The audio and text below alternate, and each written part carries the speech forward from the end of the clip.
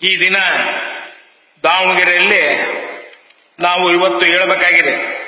ಏನು ಕಾರ್ಯಕ್ರಮಗಳನ್ನ ನಮ್ಮ ವಿವಿಧ ಜಿಲ್ಲೆಗಳಲ್ಲಿ ಆಗಿರುವ, ಅದರಲ್ಲಿ ದಾವಣಗೆರೆ ಜಿಲ್ಲೆಯಲ್ಲಿ ಏನು ಐತಿಹಾಸಿಕ ಸುವರ್ಣಾಕ್ಷರದಲ್ಲಿ ಬರೆದಿಡುವಂತಹ ಕಾರ್ಯಕ್ರಮಗಳನ್ನ ಇವತ್ತು ನಮ್ಮ ಮುಖ್ಯಮಂತ್ರಿಗಳು ಉದ್ಘಾಟನೆಯನ್ನ ಮಾಡ್ತಾ ಇದ್ದಾರೆ. ಒಟ್ಟು 1350 ಕೋಟಿ ರೂಪಾಯಿ ವೆಚ್ಚದಲ್ಲಿ 2400ಕ್ಕೂ ಹೆಚ್ಚು ಅಭಿವೃದ್ಧಿ ಕಾಮಗಾರಿಗಳ ಶಂಕುಸ್ಥಾಪನೆ ಹಾಗೂ ಉದ್ಘಾಟನೆಯನ್ನ ದಾವಣಗೆರೆಯ ಅಭಿವೃದ್ಧಿ ಪರ್ವಕ್ಕೆ ಹೊಸ ನಾಂದಿ ಹಾಡಿದಂತಾಗಿದೆ. ಕಳೆದ 2 ವರ್ಷದಲ್ಲಿ ನಮ್ಮ ಸರ್ಕಾರ ಜಿಲ್ಲೆಯ ಸರ್ವತೋಮುಖ ಅಭಿವೃದ್ಧಿಗೆ ಅನೇಕ ಕೊಡುಗೆಗಳನ್ನು ನೀಡಿದೆ. ಕೇವಲ ಗ್ಯಾರಂಟಿ ಯೋಜನೆಗಳಿಗೆ ಮಾತ್ರ ಸೀಮಿತವಾಗದೆ ಸರ್ಕಾರವೆಂಬ ಮಾತಿಗೆ ಪ್ರತಿಯಾಗಿ ನಮ್ಮ ಸರ್ಕಾರವು ವಿವಿಧ ಅಭಿವೃದ್ಧಿ ಕಾಮಗಾರಿಗಳನ್ನು ರೂಪಿಸುವಲ್ಲಿ ಸಹ ಮುಂಚೂಣಿಯಲ್ಲಿದೆ ಎಂಬುದಕ್ಕೆ ಈ ಕಾರ್ಯಕ್ರಮನೇ ಸಾಕ್ಷಿಯಾಗಿದೆ ಅಂದರೆ ತಪ್ಪಾಗಲಾರದು. ಜಿಲ್ಲೆಯ ಯಶಸ್ವಿಗಾಗಿ ರಾಜ್ಯ ಮಟ್ಟದ ಯುವಜನ ಉತ್ಸವ ಕಾರ್ಯಕ್ರಮ ಅದ್ಭುರಿಯಾಗಿ ವ್ಯವಸ್ಥಿತವಾಗಿ ಆಯೋಜಿಸುವ ಮೂಲಕ ನಾಡಿನ ಯುವ ಪ್ರತಿಭೆಯನ್ನ 2 ದಿನ ಕಾಲಾವಧಿಯಲ್ಲಿ ಒದಗಿಸಲಾಗಿದೆ ಮತ್ತು ಜಿಲ್ಲೆಯ ಯುವ ಮತ್ತು ಬಡ ಪ್ರತಿಭಾವಂತ ವಿದ್ಯಾರ್ಥಿಗಳಿಗೆ ಅನುಕೂಲವಾಗಲೆಂದು ದಾವಣಗೆರೆ ವಿಶ್ವವಿದ್ಯಾಲಯ ಹಾಗೂ ಎಸ್ಎಸ್ ಕೇರ್ ಟ್ರಸ್ಟ್ ಸಹಯೋಗದೊಂದಿಗೆ 1225 ಆಕಾಂಕ್ಷಿಗಳಿಗೆ ಉಚಿತ ತರಬೇತಿ ನೀಡಲಾಗಿದೆ. ಉಚಿತ ಉದ್ಯೋಗಾಧಾರಿತ ತರಬೇತಿಯನ್ನು ಸರ್ಕಾರಿ ಕಾಲೇಜುಗಳಲ್ಲಿ ಪದವಿ ಪೂರ್ವ ವಿದ್ಯಾರ್ಥಿಗಳಿಗೆ ಉಚಿತ ನೀಟ್ ಮತ್ತು ಸಿಇಟಿ ತರಬೇತಿಯನ್ನು 2500 ಆನ್ಲೈನ್ 800 ಆಫ್ಲೈನ್ ತರಬೇತಿಯನ್ನ ಮೆರಿಟಿಯಲ್ ಖಾಸಗಿ ಕಾಲೇಜು ಸಹಯೋಗದೊಂದಿಗೆ ಒದಗಿಸಲಾಗಿದೆ.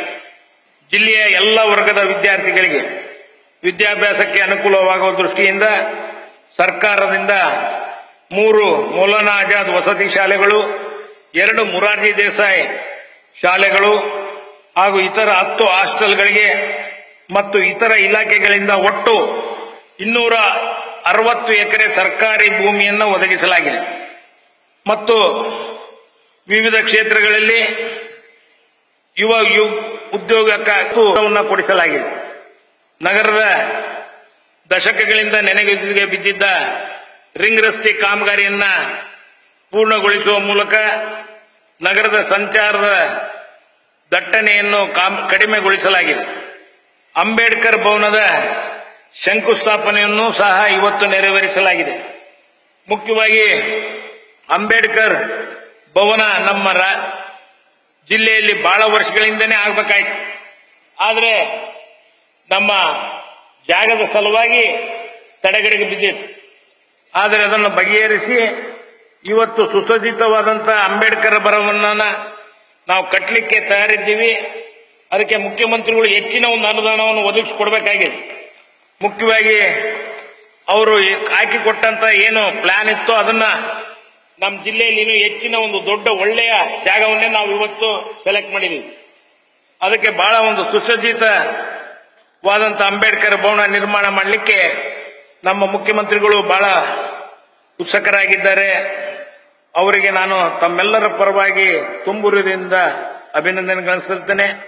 ಮತ್ತು ದಾವಣಗೆರೆ ಜಿಲ್ಲೆಯಲ್ಲಿ 13 ಗ್ರಾಮಗಳಿಗೆ 24x7 ಅಂದ್ರೆ 24 ಗಂಟೆನೂ 7 ದಿವಸನೂ ನೀರು ಪೂರೈಕೆಯಾಗುವ ಗ್ರಾಮಗಳೆಂದು ಘೋಷಣೆ ಮಾಡಿದ್ದು, ಈ ಮೂಲಕ ದಾವಣಗೆರೆ ಜಿಲ್ಲೆ ಕರ್ನಾಟಕದಲ್ಲೇ ಮೊದಲ ಸ್ಥಾನದಲ್ಲಿದೆ.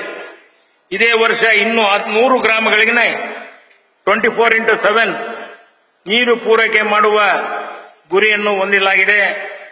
ಮತ್ತು ದಾವಣಗೆರೆ ಜಿಲ್ಲಾ ಆಸ್ಪತ್ರೆಗೆ ನಾನು ತಮ್ಮೆಲ್ಲರ ಪರವಾಗಿ ನಮ್ಮ ಮುಖ್ಯಮಂತ್ರಿಗಳಿಗೆ ಅಭಿನಂದನೆಗಳನ್ನ ಮತ್ತು ತಮಗೆ ಗೊತ್ತಿದ್ದ ಹಾಗೆ ದಾವಣಗೆರೆ ಜಿಲ್ಲಾ ಆಸ್ಪತ್ರೆಗೆ 260 ಕೋಟಿ ರೂಪಾಯಿ ಅನುದಾನವನ್ನು ಒದಗಿಸಿದ್ದಾರೆ ಇವತ್ತು.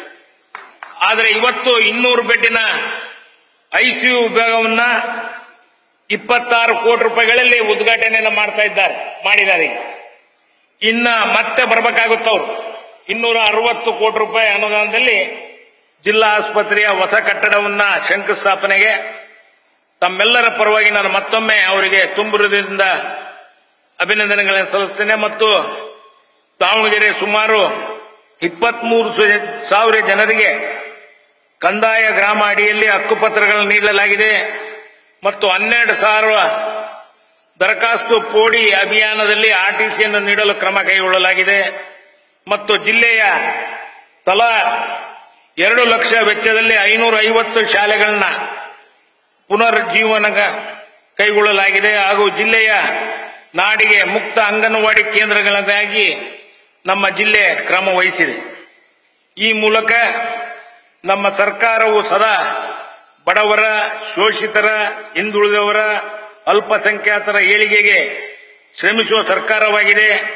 ಈ ನಿಟ್ಟಿನಲ್ಲಿ ಕಾರ್ಯಪ್ರವೃತ್ತರಾಗಲು ನಾವೆಲ್ಲರೂ ಸನ್ಮಾನ್ಯ ಮುಖ್ಯಮಂತ್ರಿಗಳಿಗೆ ಸದಾಕಾಲ ಬೆಂಬಲವಾಗಿರುತ್ತೇವೆ ಎಂದು ತಿಳಿಸುತ್ತಾ, ನಮ್ಮ ಜಿಲ್ಲೆಗೆ ಆಗಮಿಸಿರುವ ಸನ್ಮಾನ್ಯ ಮುಖ್ಯಮಂತ್ರಿಗಳಿಗೂ ಮಾನ್ಯ ಉಪಮುಖ್ಯಮಂತ್ರಿಗಳಿಗೂ ಹಾಗೂ ಸಚಿವ ಸಂಪುಟದ ಸಹೋದ್ಯೋಗಿಗಳಿಗೂ, ಮಿತ್ರರಿಗೂ, ಶಾಸಕರಿಗೂ, ಕಾರ್ಯಕ್ರಮ ಯಶಸ್ವಿಗೆ ಕಾರಣಕರ್ತರಾದ ಎಲ್ಲ ಮಿತ್ರರಿಗೆ, ಕಾರ್ಯಕರ್ತರಿಗೆ, ಮಾಧ್ಯಮ ಮಿತ್ರರಿಗೆ ಎಲ್ಲರಿಗೂ ವಂದಿಸಿ ನನ್ನ 4 ಮಾತನ್ನು ಮುಗಿಸ್ತೇನೆ. ಜೈ ಹಿಂದ್, ಜೈ ಕರ್ನಾಟಕ.